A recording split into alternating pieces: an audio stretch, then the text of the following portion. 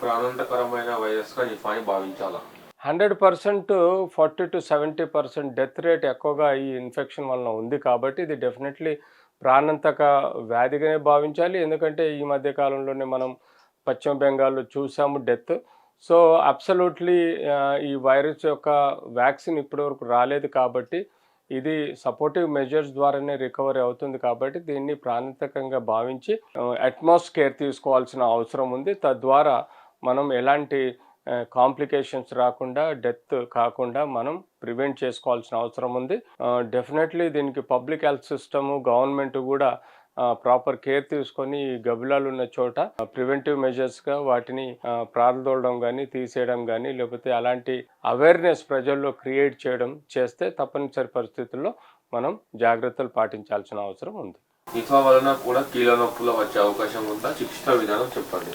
యూజువల్‌గా ఇది కండరాల నొప్పులు వచ్చే ఆస్కారం ఉంటుంది కానీ, కీళ్ళ నొప్పులు వచ్చే ఆస్కారం లేదు. ఎందుకంటే ఇది ఇప్పటివరకు దీని హిస్టరీ ప్రకారము కండరాల నొప్పులు ముక్కు, గొంతు, నోరు, ఊపిరితిత్తులు అలాగే బ్రెయిన్‌కి సంబంధించిన సమస్యలు, అన్‌కాన్షియస్ అవ్వడం, సెమీ కాన్షియస్ అవ్వడం, లేకపోతే కోమాలోకి పోవడం ఇలాంటి సమస్యలు ఉంటుంది. కీళ్ళ నొప్పులు వచ్చే అంటే కండరాల నొప్పులు మాత్రం ఉంటాయి కాబట్టి కండరాల నొప్పులు మనం కీళ్ళ నొప్పులుగా భావించడం జరుగుతుంది కాబట్టి దానికి అనుగుణంగా బేసిక్‌గా సపోర్టివ్ థెరపీ ఇచ్చినప్పుడు పెయిన్ కిల్లర్స్ వాడడం చేయడం వలన కొంత కీళ్ళ నొప్పులు తగ్గే ఆస్కారం ఉంటుంది. అంటే కండరాల నొప్పులు కీళ్ళ నొప్పులుగా కనబడే ఆస్కారం ఉంటుంది కాబట్టి దానిలో పారాసెటమాల్ టాబ్లెట్ గానీ, డైక్లోఫెనాక్ టాబ్లెట్ గానీ వేసుకుంటే ఈ యొక్క సమస్యని మనం సాల్వ్ చేసుకోవచ్చు. నిపా ఉన్నప్పుడు ఎలాంటి ఆహార నియమాలు పాటించాలి?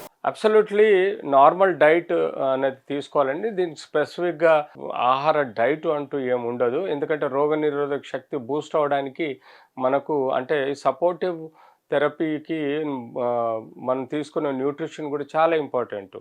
ముఖ్యంగా ఏదైతే ఈ బూస్ట్ అయ్యి అంటే మనకు బాడీ రోగనిరోధక శక్తి బూస్ట్ అయ్యే విధంగా green vegetables, green salads, fruits అంతేకాకుండా డ్రై ఫ్రూట్స్ లాంటివి ఎక్కువగా తీసుకుంటే మనకు దీనివల్ల మనకు బాడీలో రోగనిరోధక శక్తి బలోపేతమై మనకు ఇలాంటి వ్యాధిని నివారించే విధంగా కౌంటరాక్ట్ అయ్యే విధంగా బాడీలో రోగ నిరోధక శక్తి ఈ నిపా వైరస్ని ఫైట్ చేసి నాశనం చేసే విధంగా ఉంటుంది కాబట్టి రోగనిరోధక శక్తి డెవలప్ అంటే అభివృద్ధి చెందే విధంగా మనం తీసుకోవాల్సిన diet, meditation, yoga, physiotherapy, exercises తీసుకుంటూ ఈ యొక్క బ్యాలెన్స్డ్ డైట్‌తో పాటు మనం డ్రై ఫ్రూట్స్ లాంటివి తీసుకుంటే బాడీలో ఈ యొక్క రోగనిరోధక శక్తి బలంగా ఉంటుంది. తద్వారా మీకు నిపా వైరస్‌ని నివారించే నాశనం చేసే ఆస్కారం కూడా ఉంటుంది. గర్భిణీ స్త్రీలకు నిపా సోకితే పుట్టే పిల్లలకు వచ్చే అవకాశం ఉందా? ఇది యూజువల్‌గా వైరస్ అనేది బ్యారియర్ ఉంటుంది. ఆ బ్యారియర్ ద్వారా క్రాస్ అయ్యే ఆస్కారం లేదు. బట్ యూజువల్‌గా గర్భంతో ఉన్న ఆడవాళ్ళలో ఈ వైరస్సు స్ప్రెడ్ అయ్యే ఆస్కారం లేదు. ఎందుకంటే ఒక బ్యారియర్ ఉంటుంది వైరస్ క్రాస్ కాకుండా. సో, ఇది దీన్ని ఎప్పుడైతే ఈ వ్యాధి స్ప్రెడ్ అవటం వల్ల మదర్‌లో ఏవైనా రెస్పిరేటరీ లక్షణాలు ఏర్పడ్డప్పుడు ఆ ఇన్ఫెక్షన్స్ స్ప్రెడ్ అయ్యే ఆస్కారం ఉంటుంది కానీ డైరెక్ట్ నిపా వైరస్ ఈ బ్యారియర్‌ని క్రాస్ చేసుకొని బేబీకి ఎఫెక్ట్ అయ్యే ఆస్కారం కూడా లేదు. 5 సంవత్సరాలలోపు వారికి నిపా సోకితే తల్లిదండ్రులు ఎలాంటి జాగ్రత్తలు తీసుకోవాలి?